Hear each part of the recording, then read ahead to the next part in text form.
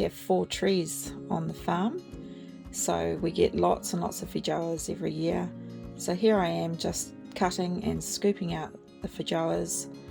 They've fallen onto the ground, which means that they're nice and ripe and ready. And any that are bruised and a bit yucky looking, I just chuck into the scrap bin. That'll go for the pigs. And here we are, just washing out the jars and the rings, putting the rings into a pot of water, and then putting them in the oven at 120 Celsius to warm up. Scooping all the lovely feijoas and weighing them out.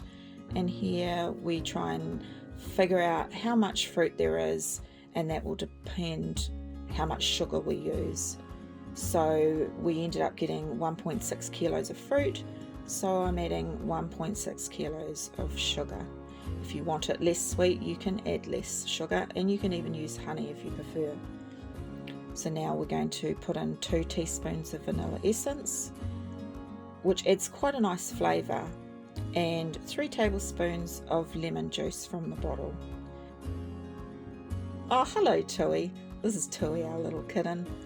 And now we're going to go and take the scraps to little Miss Piggy, which is a lovely little pig that we got from the forest when she was a little baby, and I hand reared her, and she's 3 years old now.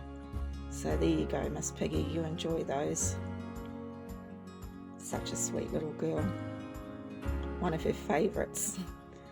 Here we are, just scooping out the scum of the jam, because if that sets in the jam, it's all bubbly at the top and it's not very nice, so we'll just scoop that out. And then you just keep mixing to make sure it doesn't burn. It's on medium heat. You keep boiling until the bigger bubbles start to form on the top. You put a plate into the freezer, and then you scoop some out and then run your finger through the middle, and then what you're looking for is that it doesn't run together. Then you know it's ready. Now I'm scooping it into nice hot jars, that way they won't break, and then after that we will seal them. This is what a seal sounds like when it hasn't sealed, when you push on the lid. And this one has sealed perfectly, so there's no sound at all. What a wonderful way to spend a lovely autumn day than to collect and harvest fruit from your own trees and preserve them for future use.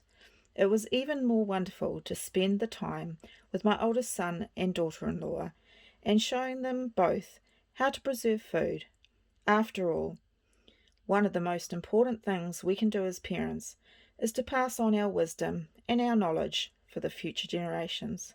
Until next time, my friends, thank you for watching.